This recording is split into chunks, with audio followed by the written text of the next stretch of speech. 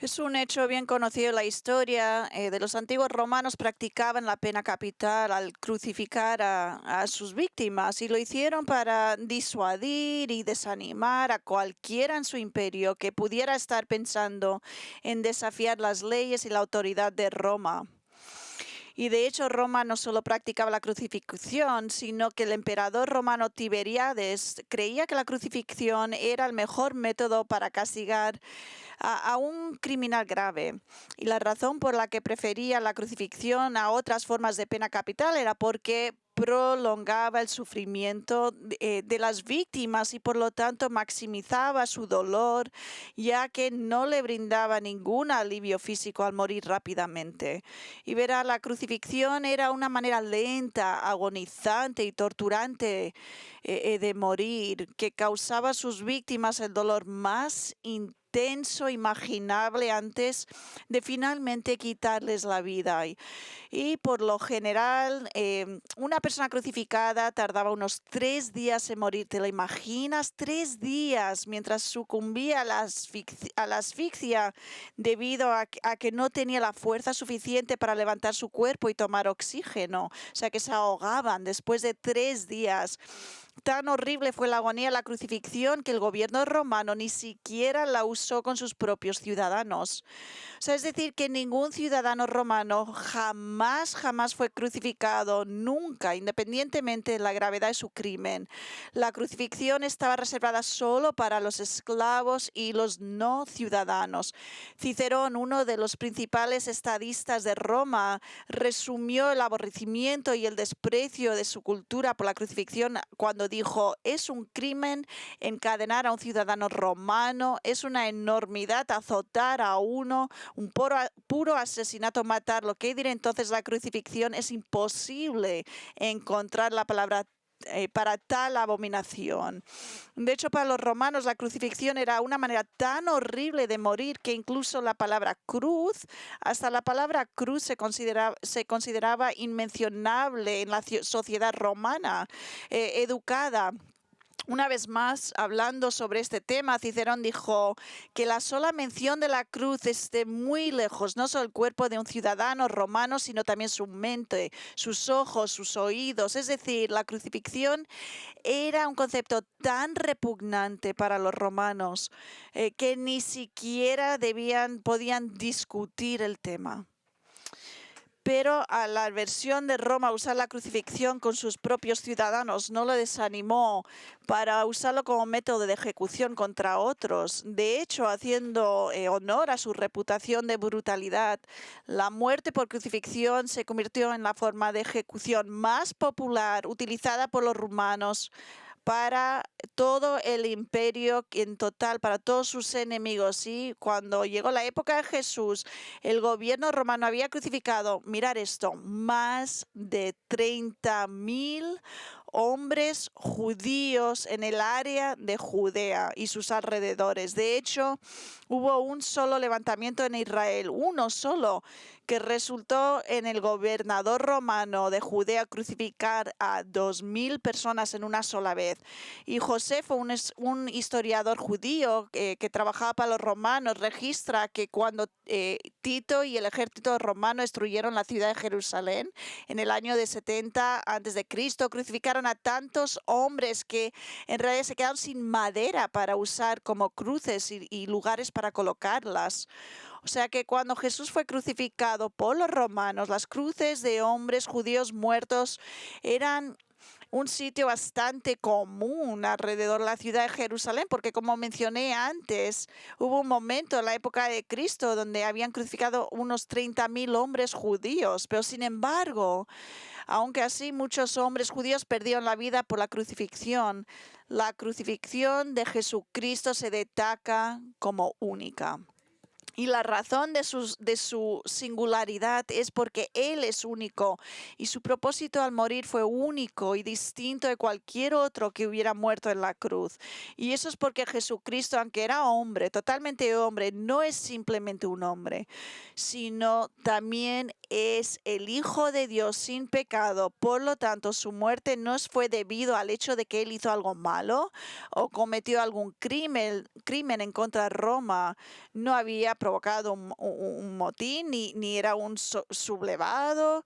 Al contrario, su muerte fue el castigo de Dios el Padre por el pecado, pero no por nada de lo que Él había hecho, no porque Él tenía pecado, porque Él no tenía pecado. No, su muerte fue el castigo de Dios, su juicio, su ira derramada por los pecados que otros como nosotros habían cometido. Mirad, Jesús murió como un sustituto, siendo juzgado divinamente por Dios el Padre en el lugar de aquellos que llegarían a creer en Él. O sea, es decir, su muerte fue con el propósito de ser un sacrificio expiatorio por los pecados de otros.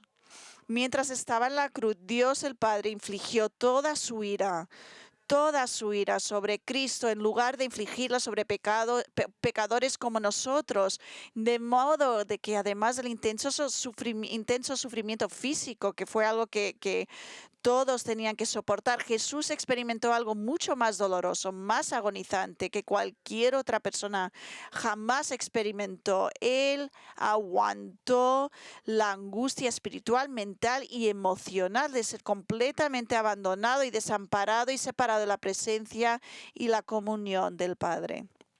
O sea, es decir, Él probó los horrores del infierno para que nosotros que creamos en Él nunca tengamos que probarlo.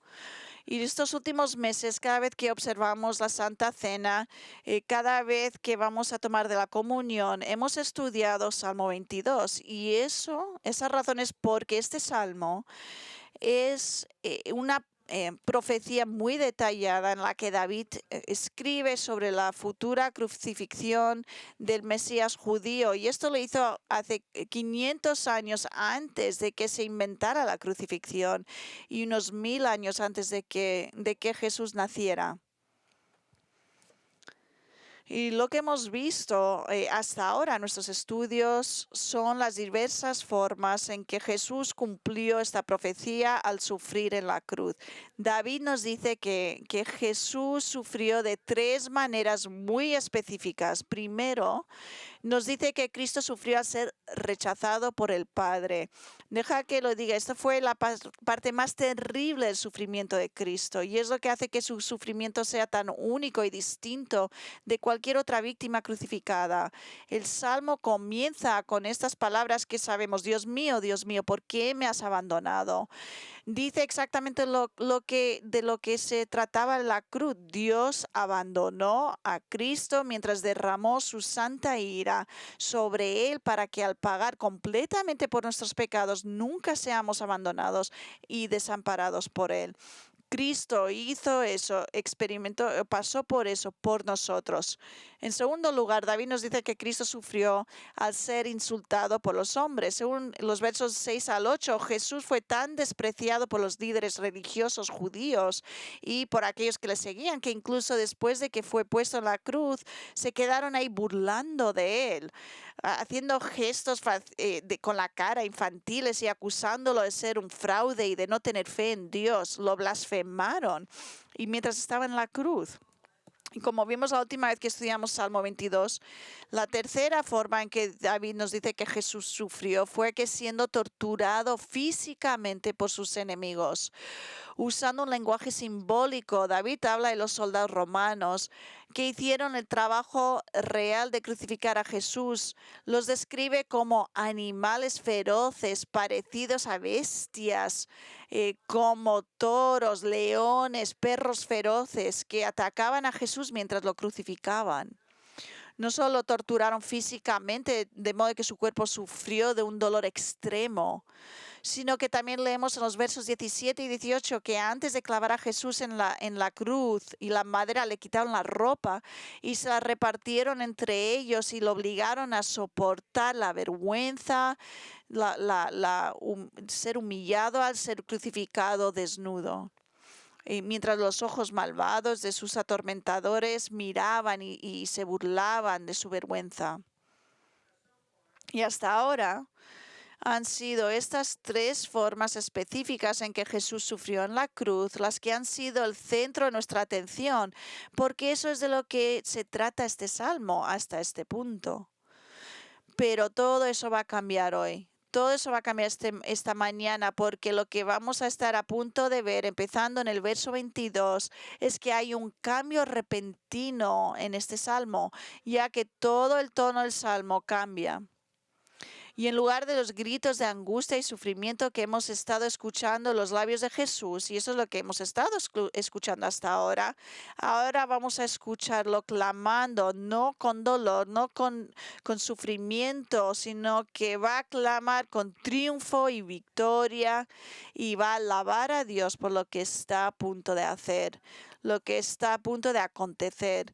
De hecho, este cambio en Salmo 22 es tan dramático y tan distinto de lo que hemos leído en el resto del Salmo hasta este punto, que un maestro de la Biblia describió el cambio como una canción que ha sido transpuesta a otra clave, música que se eleva una octava más alta.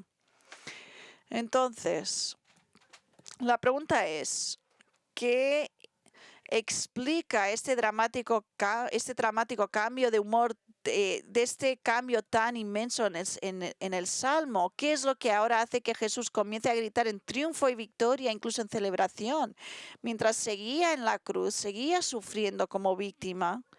¿Qué era? Mirar esto.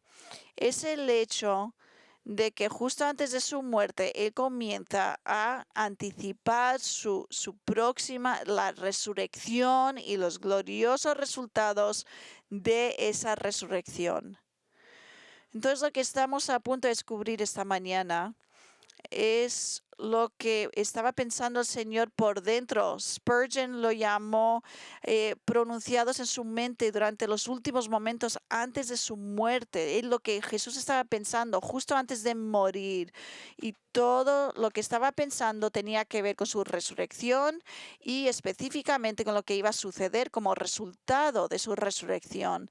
Y verás, mientras escuchamos a Jesús hablar, mientras habla dentro de su propio corazón, Él nos dirá por qué estaba tan ansioso por su resurrección. Y lo que más nos maravilla es que de todo lo que vio como, aunque había sufrido en la cruz y sabía que iba a haber un alivio físico, no era eso lo que él estaba, por eso estaba glorificando. Mirar esto, Jesús vio su resurrección como el evento que traería la proclamación del Evangelio, con el resultado de que las personas serían salvas de sus pecados. O sea, es decir, habiendo pagado por los pecados de aquellos que creían en Él, mediante estaba en la cruz, a medida que se acerca la muerte, Jesús ahora se está emocionando por el hecho de que iba a haber una resurrección, y a través de esta resurrección iba a haber evangelio que iban a predicar sus discípulos y muchos se iban a salvar y muchos pecadores iban a ser salvos por sus pecados. Y ese es el mensaje que vemos en los últimos versos del Salmo 22, mientras Jesús declara que su resurrección resultará en la salvación de tres grupos particulares de pecadores. Esta es la razón por la que el autor de Hebreos, al escribir sobre la crucifixión de Cristo en Hebreos 12:2, él habla del gozo que estaba puesto delante de él, Jesús. Eso es mientras soportó la cruz, gozo puesto delante de él. ¿De qué está hablando? Es del gozo de la resurrección y de la gloria que iba a seguir después de la resurrección al volver con el Padre, pero también la salvación de aquellos pecadores que seguirían la resurrección, que ayudó a Jesús a soportar la cruz. ¿Ves? Es la salvación de aquellos que iban a venir a conocerlo como Salvador. Y antes de empezar a mirar los diferentes grupos, vamos a mirar solamente uno de esos grupos hoy, pero tenemos que mirar cómo Salmos 22 hay una transición en los gritos agonizantes de sufrimiento de Cristo a sus gritos de triunfo en lugar a su resurrección. Y quiero que vean esta transición, y si lo ven ustedes por sí mismos, es lo que le va a ver que Jesús murió por ti, porque dirás, mis ojos han sido abiertos. Esto es lo que dice y esto es lo que creo. Y quiero que vean esto. La transición empieza comenzando en el verso 19 hasta la primera parte del verso 21. Pero tú, oh Señor, no estés lejos. Fuerza mía, apresúrate a socorrerme, libra mi alma de la espada, mi única vida de las garras del perro, sálvame la boca del león. Ahora, habiendo concluido en el verso 18, diciéndonos que los soldados romanos habían dividido su ropa, nuestro Señor ahora vuelve a orar al Padre para que le ayude, mientras dice que venga a su ayuda, que lo libere de las manos de esos soldados que eran como perros y leones salvajes que le estaban atacando. Ahora, escuchar atentamente. 2 veces antes de esto en el Salmo, Jesús ha orado a Dios el Padre para que lo libere, pero fue en vano. Y la razón de esto es porque mientras Él estaba muriendo por nuestros pecados, no había comunión ni comunicación entre Dios el Hijo y Dios el Padre. Por lo tanto, ellos no estaban hablando entre sí. Él estaba muriendo con el pecado del mundo puesto sobre Él, de nuestros pecados. Y Dios el Padre se dio la vuelta y le dio la espalda. O sea que no hay comunión entre ellos. O sea que, por lo tanto, no hubo respuesta del Padre a las oraciones de Cristo. El cielo estaba en silencio porque el Padre se había apartado de su Hijo que llevaba el pecado. Pero quiero que noten algo muy importante que vemos a medida de que vamos continuando leyendo. Llegamos al verso 21, el verso entero, especialmente cómo termina este versículo. Sálvame, dice Jesús, de la boca del león y los cuernos de los búfalos, respóndeme. Ahora fíjate que después de pedirle al Padre que lo salve la boca del león y los cuernos de los búfalos salvajes, Jesús dice ahora, y por la primera vez en este salmo, tú me respondes.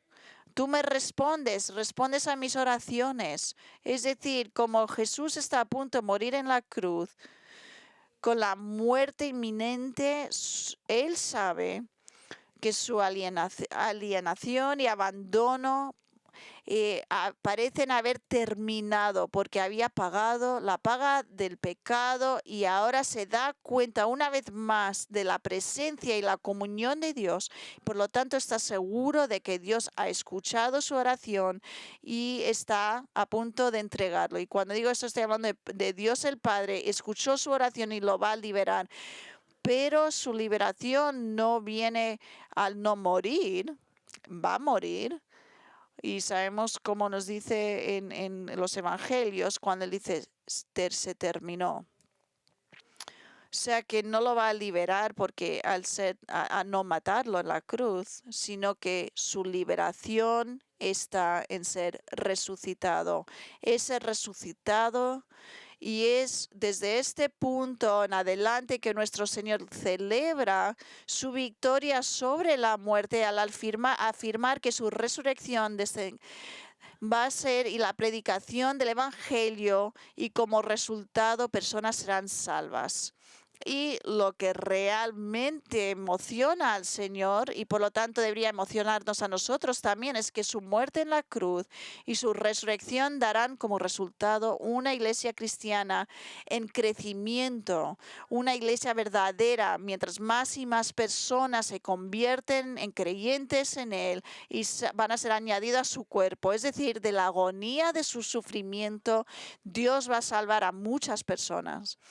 para que la iglesia siga expandiéndose y creciendo. Y eso, amigos, es lo que emociona al Señor mientras anticipa su resurrección de entre los muertos. Y va a ser parte de la iglesia los que van a ser salvos. Y verás, amigos, estos versículos son motivo de celebración porque revelan el gran triunfo de la cruz.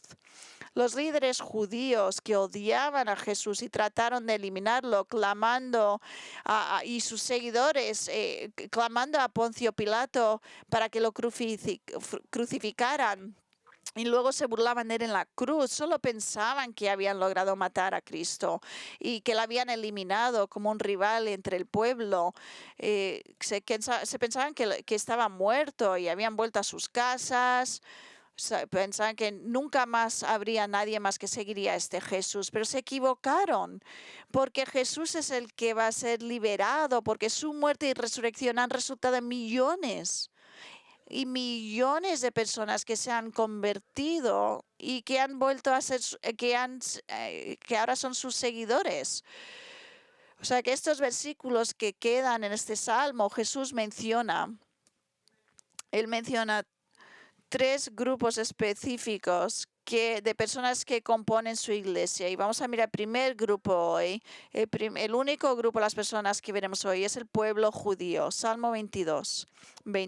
Hablaré de tu nombre a mis hermanos. En medio de la congregación te alabaré. Ahora, estas palabras se citan en el Nuevo Testamento en Hebreos 2:12.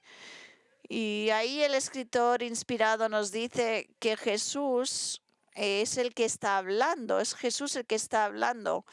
O sea que si Jesús está hablando en Hebreos 2, y aquí en Salmo 22 diciendo que hablará del nombre de Dios Padre a sus hermanos, entonces debe ser porque sabe que la muerte no es el fin y va a vivir después de ser crucificado.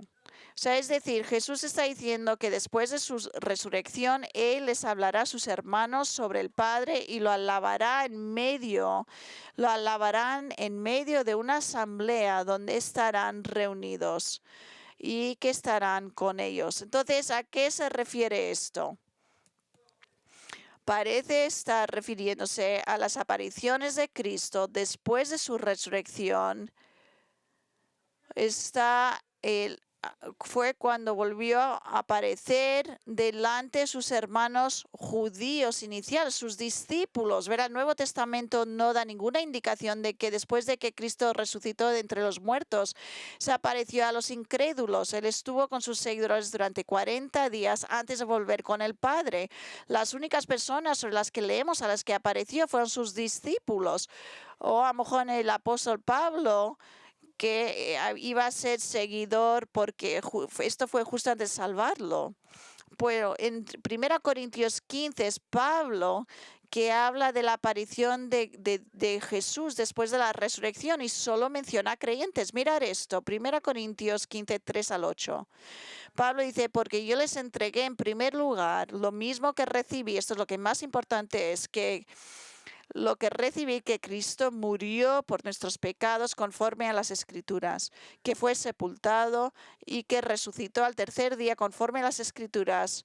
Este es el Evangelio. Pablo dice que esto es lo más importante y que se apareció a Cefas, es otro nombre para Pedro. Apareció a Cefas y después a los 12. Luego se apareció a más de 500 hermanos a la vez, la mayoría de los cuales viven aún, pero algunos ya duermen, o sea, es decir, ya habían muerto, pero muchos seguían vivos en ese tiempo. Después se apareció a Jacobo, luego a todos los apóstoles y al último de todos, como a uno nacido fuera de tiempo, se me apareció también a mí. Ahora quiero que presten atención especial al verso 6, porque aquí nos dice que Jesús apareció a más de 500 hermanos a la vez. Eso es decir, este auditorio es casi igual de grande que esta iglesia. O sea, ¿cuándo sucedió esto? ¿Cuándo apareció Jesús delante de más de 500 hermanos a la vez? ¿Y por qué apareció delante de una multitud tan grande como sus seguidores? Parece ser que la respuesta está en lo que leemos en Mateo 28, 16 al 17. Mirar ahí, Mateo 28, 16 al 17. Leemos que los 11 discípulos se fueron a Galilea, al monte que Jesús les había señalado. Cuando lo vieron, lo adoraron, pero mirar esto, pero algunos dudaron. Ahora nos dice aquí que los 11 apóstoles, recuerda que Judas estaba fuera de la escena aquí, se dirigieron a la región norte de Israel llamada Galilea. La Galilea se llamaba. A una montaña donde Jesús había dicho previamente que se encontraría con ellos después de su resurrección. Pero fíjate que leemos en el verso 17, cuando lo vieron, lo adoraron, pero algunos dudaron. Esto plantea una serie de preguntas. Por ejemplo, tenemos que pensar en qué preguntas podemos tener. Por ejemplo, ¿quiénes eran los que dudaban y por qué dudaban? ¿Y de qué dudaban acerca de Jesús? Ahora sabemos que estas dudas no podían haber venido de los 11 apóstoles que había en ese punto, porque el verso 17 dice que ellos, los 11, lo adoraban. No tenían nada que dudar, lo estaban adorando. Y además de eso ya se habían encontrado con Jesús varias veces antes en Jerusalén, que no está nada cerca de Galilea porque está al sur de Israel. O sea, por lo tanto, no tenían nada que dudar los 11 apóstoles. Lo habían visto, se habían encontrado con él y ahora lo estaban adorando. No habían dudas. Por lo tanto, tenemos que concluir que habían otros presentes en Galilea, en otra montaña, en esta montaña Galilea, y que habían otras personas ahí, que algunas de estas personas eran las que tenían dudas acerca de Jesús. Ahora quiero sugerirles que este es el momento y el lugar donde Jesús apareció a los más de 500 discípulos después de su resurrección, a los que se refiere Pablo en 1 Corintios 15:6. Y la razón por la que se les aparece ahora es porque la mayoría de sus discípulos vivían en Galilea, es donde vivían, no en Jerusalén, vivían en Galilea y por lo tanto no habían tenido aún la oportunidad de ver a Cristo resucitado antes de esto, de este momento. En el Nuevo Testamento nos dice que hasta este momento Jesús se había reunido con sus seguidores en varias ocasiones, pero solo en la ciudad de Jerusalén, no en Galilea. Entonces ahora aquí en esta montaña en Galilea, él estaba a punto de reunirse con todos sus discípulos, más de 500 de ellos. Entonces, ¿por qué? ¿Por qué algunos de ellos duraron tanto cuando lo vieron? Después de todo, ¿no eran sus seguidores? ¿No creían ya en él? Sí. ¿Por qué dudaron en él? Por si eran creyentes. Pues la razón parece ser, mirar esto, parece ser nada más que el hecho de que habían tantos de ellos en esa montaña. A lo mejor igual pensás, no hay ninguna montaña en Galilea que puede acomodar a 500 personas. Sí que hay, porque yo he estado allí y sí que puede acoger a más de 500 personas. O sea que algunos, nada más esas dudas, nada más tenían que ver que habían tanta gente en esa montaña que algunos de ellos hacia atrás, la parte de atrás de este grupo tan grande, imaginaros 500 personas que no podían ver bien a la persona que estaban delante hablando, no podían ver bien si era Jesús o no. Entonces dudaron si en realidad era Jesús quien estaba ahí en esa montaña o si era alguien más. Recordar, muchas de esta gente no había visto a Jesús en su cuerpo resucitada, entonces no podían verlo bien desde donde estaban. Estaban atrás del todo, aquí ahí había una persona hablando, ¿es Jesús? No lo sé, no lo puedo ver muy bien. Hay otras personas delante mía, no sé si es él. Nos han dicho que ha resucitado, pero yo no sé si es él, ¿es él? Es por eso que leemos al principio del verso 18, y eso es lo que junta todo lo que estamos estudiando, que Jesús se acercó y habló con ellos. El pensamiento aquí es que Él se acercó a ellos, o sea, vino y tomó el paso hacia ellos, se acercó a ellos, dio paso y se adelantó delante de estas personas, y Él habló y habló en alto para que ellos pudieran escuchar su voz, para que supieran que de verdad era Él y que no tenían que dudar de Él. ¿Y qué fue lo que les dijo? Mientras están ahí entre esta gran asamblea, sus hermanos que ahora lo podían ver más claramente, dijo ahora estas palabras famosas de Mateo 28, 18 al 20. Toda autoridad me ha sido dada en el cielo y en la tierra. Vayan pues y hagan discípulos de todas las naciones, bautizándolos en nombre del Padre y del Hijo y del Espíritu Santo, enseñándoles a guardar todo lo que les he mandado. Y recuerden, yo estoy con ustedes todos los días hasta el fin del mundo. Y este es el mandamiento que todos conocemos como la Gran Comisión. Es el encargo autorativo de Cristo a sus discípulos de hacer otros discípulos. O sea, es decir, Jesús les está diciendo que como discípulos suyos les estoy ordenando que hagan otros discípulos como vosotros, evangelizando a los perdidos y a los que luego van a venir a ser salvos. Tienes que bautizarlos y hacerlo para mí, enseñarles la palabra de Dios.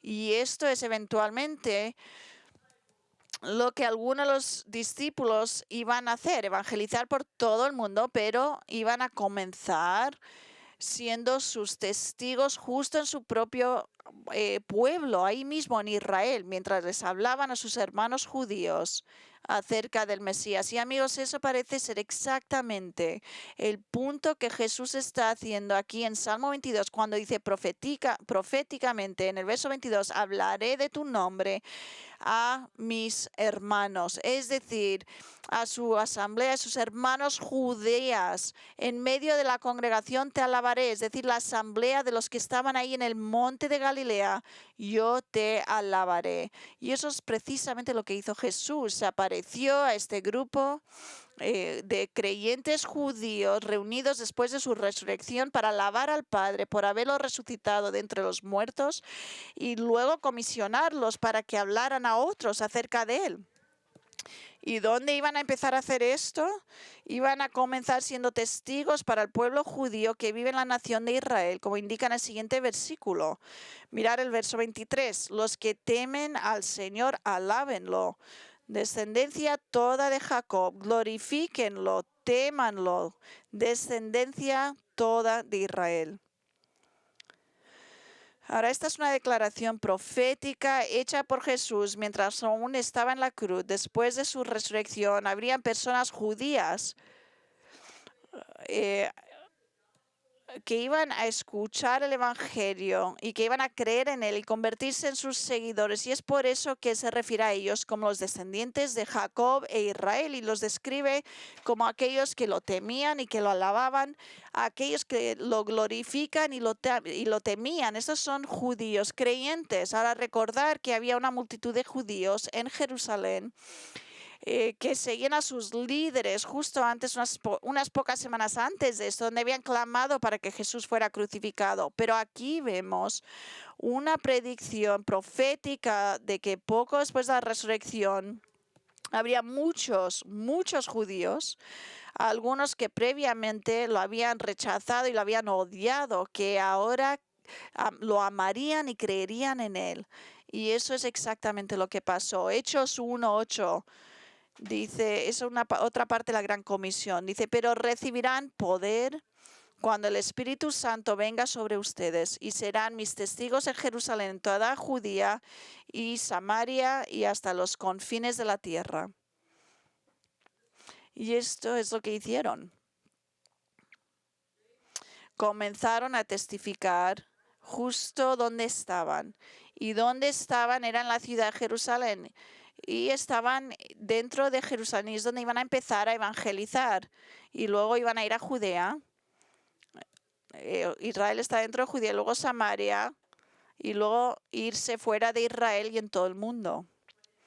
Pero en Hechos 2, Y los capítulos que siguen en capítulo 2 nos dicen los resultados de lo que ocurrió. Creo que muchos habéis leído esto, Hechos 2:41.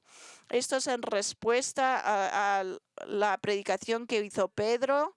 Entonces los que habían recibido su palabra fueron bautizados y se añadieron aquel día como 3,000 almas.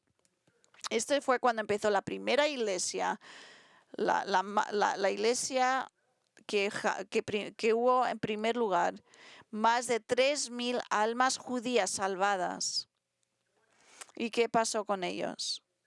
Dice en el verso 42, y se dedicaban continuamente a las enseñanzas de los apóstoles, a la comunión, al partimiento del pan y a la oración.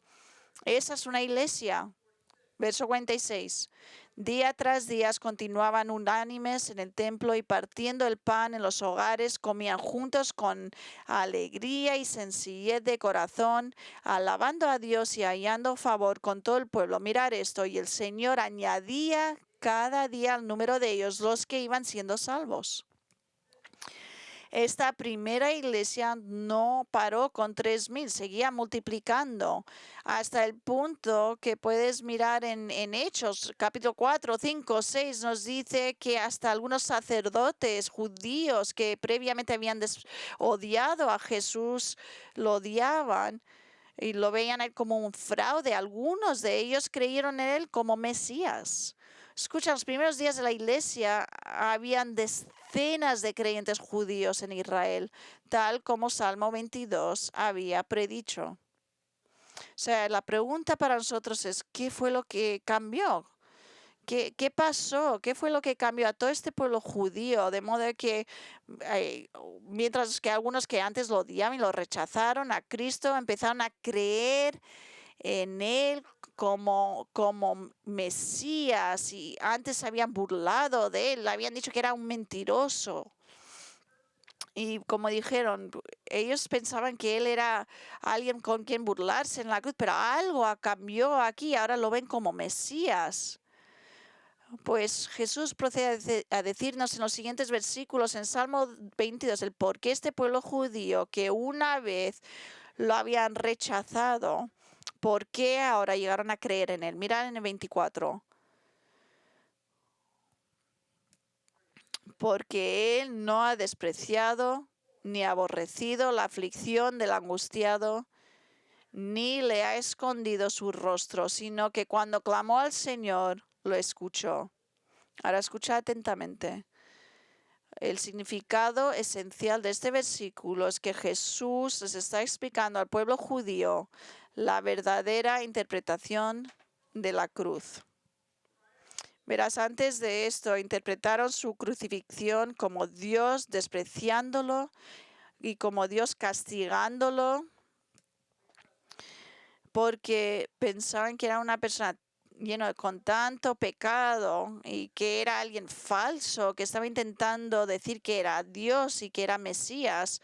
Esta era una de las razones por la que Jesús era tan odiado por tantos judíos, porque ellos sentían que Dios también lo había rechazado y lo odiaba a Jesús, y ellos pensaban que era su debido moral a rechazar a Jesús también. Esto es lo que leemos en Isaías 53, 3 y 4, de cómo los judíos lo odiaban. Pero Dios los cambió los corazones. Dice en Isaías, fue despreciado y desechado en los hombres. Esto es Cristo.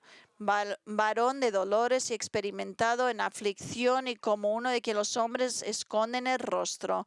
Fue despreciado y no lo estimamos.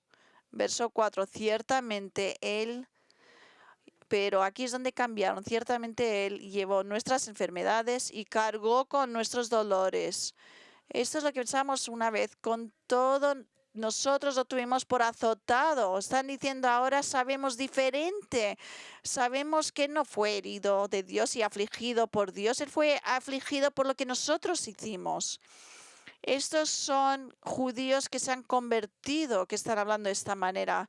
¿Ves? Casi todos los judíos de aquel día se pensaban que la crucifixión era un castigo justo para Jesús, porque era alguien tan malvado. Y esta es la razón por la que se burlaron de él mientras estaba en la cruz, acusándolo de no tener fe y no tener relación real con Dios, a pesar de que había afirmado ser hijo del Padre. Pero el punto de la declaración de nuestro Señor en Salmo 22:24 es que al testificar al pueblo judío, sus discípulos explicarán el verdadero significado de la cruz, que Él no fue despreciado por el Padre, ni afligido por nada de lo que Él había hecho mal, ni Dios escondió su rostro de Él porque cualquier pecado que Él llevaba por su parte. Esto nos explica que mientras estaba en la cruz, Jesús fue tratado de esta manera porque lo que dice en Isaías 53, porque Él fue traspasado por sus rebeliones y molido por sus iniquidades. Y la prueba de la vindicación de Cristo es que al final, estando aún en la cruz, Dios lo escuchó, lo oyó y prometió resucitarlo de entre los muertos. Y es lo que ocurrió. Hermanos, esto es lo que son estos versos. La pregunta entonces que tengo para ustedes es ¿cómo nos afecta todo esto a nosotros? ¿Cómo nos aplica a nosotros? ¿Qué verdades prácticas encontramos en estos versículos sobre Cristo y la resurrección y sus primeros discípulos judíos y también otros que llegaron hasta en la fe? Hay un par de principios importantes y verdaderos que podemos aprender de estos versículos. A lo mejor os lo queréis apuntar. En primer lugar, aprendemos del grito de triunfo de Cristo con respecto a su resurrección, que lo que realmente conmueve su corazón, lo que de verdad trae gran alegría a Él, es la salvación de las almas perdidas. Mira, lo que más entusiasmo le dio a Jesús acerca de la perspectiva de su muerte no fue el alivio físico que iba a tener, o sea, que no le iban a torturar más, sino que era que su resurrección resultaría en la predicación del Evangelio y el rescate de las almas perdidas del infierno. Eso es lo que le daba gloria y honra y a Jesús. Y por eso cuando tuvo estas reuniones después de la resurrección con sus discípulos, enfatizó que debían de ser sus testigos. Y lo vemos en Mateo, Lucas, cada vez que él estaba con ellos, les da la comisión de ser testigos de él. Porque eso es lo que le importaba a él. Quiero que sepan que él está tan emocionado y sigue estando emocionado ahora cuando los perdidos vienen a la salvación. Y nos dice esto. No tenemos que pensar si es verdad o no. Nos lo dice muy claramente en Mateo 15. Mirad lo que leemos en el 1 y el 2. Ahora todos los pecadores venían a él para escucharlo. Tanto los fariseos como los escribas vinieron a él diciendo, este hombre recibe pecadores y se sienta con ellos. Y los escribas se quejaban porque había ciertas personas que les seguían a Cristo. Estos eran pecadores que a lo mejor ellos consideraban menos en la vida, en la sociedad. Y en respuesta a los fariseos que se quejaban de los que seguían a Cristo, Cristo empieza a dar tres parábolas y aunque igual las historias son diferentes, las tres historias tienen el mismo mensaje. El mismo mensaje es Dios tiene gozo y se regocija cuando un solo alma, un solo pecador se arrepiente.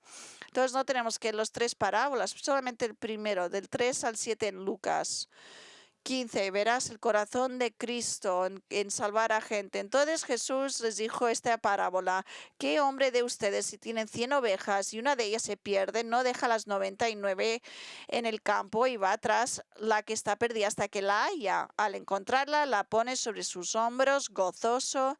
Cuando llega a su casa, reúne a los amigos y a los vecinos, diciéndoles, alégrense conmigo, porque he hallado mi oveja que se había perdido. Les digo que de la misma manera habrá más gozo en el cielo por un pecador que se arrepiente que por 99 justos que no necesitan arrepentimiento. Hermanos, Gozo y celebración es lo que describe el corazón de Dios cuando un solo pecador se arrepiente y es salvo. Por lo tanto, debe traernos gran alegría a nosotros y a tu corazón cuando escuchas de personas que vienen a conocer al Señor como su Salvador. Debe de ser la pasión de tu corazón, de tratar de evangelizar a las personas para que crean en Él, orando por ellos, mientras Dios te da oportunidad para hablar con ellos sobre Cristo. Esta última semana, Michelle y yo hemos visto muchos vídeos de YouTube de Steve Lawson hablando sobre la pasión evangelizadora de hombres, por ejemplo, como George Whitefield, Martin Lloyd-Jones y Charles Spurgeon. Mientras cada uno de estos hombres era lo que nosotros hablamos, 5 puntos calvinistas, las escrituras demuestran que solo los elegidos llegarán a la fe en Cristo, pero sin embargo, creyendo en esto, cada uno de ellos eran tan apasionados por evangelizar a los perdidos en la predicación. Todos tenían esa pasión. De hecho, Martin Lloyd-Jones, su esposa, que dijo, nunca entenderán a mi esposo, al menos que si primeramente entienden que es un hombre que ora y que evangeliza. Nosotros hablamos esto como una persona que lo único que le importaba era orar al Señor y evangelizar. Y como los otros hombres, correctamente, bíblicamente creían en la elección, que Dios ha elegido a aquellos que iban a ser salvos, pero aún así nunca dejaron que eso los parara y dejara de evangelizar. Y nunca debemos dejar que nuestra creencia en la soberanía y elección de Cristo quite esa pasión de evangelizar a los que están perdidos. Él nos manda que debemos de proclamar el evangelio, proclamar al evangelio en todas las partes donde Dios te ponga. Puede ser aquí predicando a una clase de Sunday School, a lo mejor hablando con un amigo, con alguien que trabajas, con quien vas a la escuela, da igual dónde están.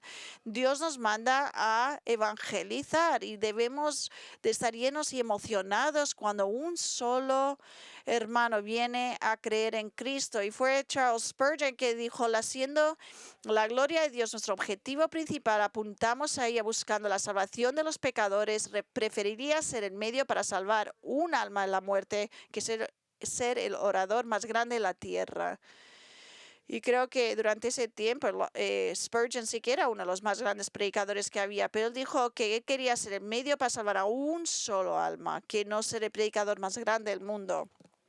Cristo está lleno de gozo con los que llegan a ser salvos, y nosotros tenemos que tener ese mismo corazón. Y si hay algo que no está bien con tu relación con Cristo en tu corazón y tienes que arrepentir de ello, arrepiéntete hoy y pide que Él te dé un corazón y un amor hacia los perdidos, los que no creen en Él, y que te dé el corazón para evangelizar a otros y orar por ellos, por la salvación de los que no creen en Él. Eso es lo que debe de emocionarnos como creyentes. En segundo lugar, lo que aprendemos las palabras de nuestro Señor en la cruz acerca de su resurrección y la predicación del Evangelio, que siguió como resultado en la salvación de almas judías, es la absoluta necesidad de asegurarnos de que cuando estemos testificando a alguien, debemos explicar claramente el significado de la cruz de Cristo. Lo tenemos que hacer porque esos judíos que no estaban salvos en primer siglo tenían completo malentendido la muerte de cruz de Cristo. Pensaban que Dios lo había despreciado, y muchos de hoy creen igual, no entienden la cruz. Ellos no entienden el porqué de la muerte. A lo mejor hay muchos que nunca jamás han escuchado la muerte en la cruz. Tenemos que explicarlo claramente, explicar el mensaje de la cruz. Y diría que si no explicas la cruz a alguien, no has dado el evangelio. Y yo lo digo con la autoridad de Dios, porque es exactamente lo que dice el apóstol Pablo en 1 Corintios 2, 1 y 2. Dice, por eso cuando fui a ustedes, hermanos, proclamándoles el testimonio de Dios, no fui con superioridad de palabra o de sabiduría, Está diciendo que yo no vine con mis libros y con todo lo que yo tenía, pero sino que porque nada me propuse saber entre ustedes excepto a Jesucristo y este crucificado. Pablo está diciendo, yo no vine aquí con libros para decirte lo mucho que yo sé de Dios, sino que yo lo único que hice fue explicar a Jesucristo y que él había sido crucificado. Cristo y la cruz. Pablo sabía que tenía que explicar la verdad de Cristo y esto incluía la crucifixión y ahí es donde tenemos que estar nosotros también. Hace muchos años había un hombre que venía a nuestra iglesia que la verdad es que está muy equivocado sobre lo que era el evangelio y cuando fui con él a comer con él había muchas veces que ni yo entendía lo que él estaba diciendo sobre el evangelio. Yo no sé cómo un incrédulo lo entendería. Y después de muchas reuniones y mucho tiempo de estar con él hablando, nosotros dijimos, hablamos de Cristo y de su crucifixión. Predicamos de Cristo y su crucifixión. Punto y final. Nunca debemos quitar del mensaje. Tenemos que explicar lo que significa que Cristo murió en la cruz, porque mientras Él estaba muriendo en la cruz, estaba actuando como sustituto por nosotros y estaba siendo juzgado por el Padre por el pecado del mundo, porque Dios el Padre es demasiado santo como para permitir pecado. Eso es lo que hicieron los primeros discípulos cuando empezaron a evangelizar a otros judíos. Explicaron claramente lo que era la muerte y que era para ellos, no para él mismo. Él estaba muriendo como nuestro sustituto, porque Dios es santo y nosotros no somos santos. Y Cristo tuvo que llevar la paga total de nuestro pecado. Es el mismo mensaje que predicamos hoy. Pido y pregunto, ¿entiendes el significado de la cruz? Si lo entiendes, ¿crees que Dios murió por ti?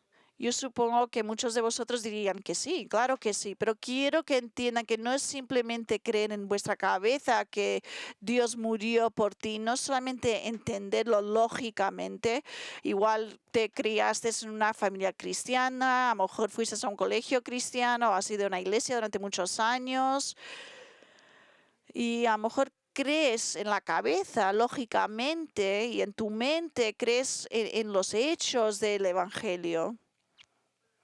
Pero eso no es suficiente. Tienes que tener eso, pero no solo eso. Tienes que arrepentirte de tus pecados y poner tu confianza sincera en Él. Todo lo que eres, tienes que venir a Él para tu salvación. Y esto es lo que nos salva y esto es lo que nos salva del infierno. Y pido que pienses en esto. Si no lo conoces como Salvador, piensa en esto y si eres salvo, pregúntate a ti en esto, ¿te regocijas no solo en tu salvación, sino también en la salvación de los demás? Y a lo mejor los demás cuando alguien se salva, piensas, no sé cuánto durará eso, porque igual no es verdad. O dices, ¿sabes qué? Me regocijo al saber que se has salvado, porque Dios dice que si solo una persona se salva, nos debemos de regocijar. ¿Te emocionas cuando escuchas que alguien ha sido rescatado de sus pecados?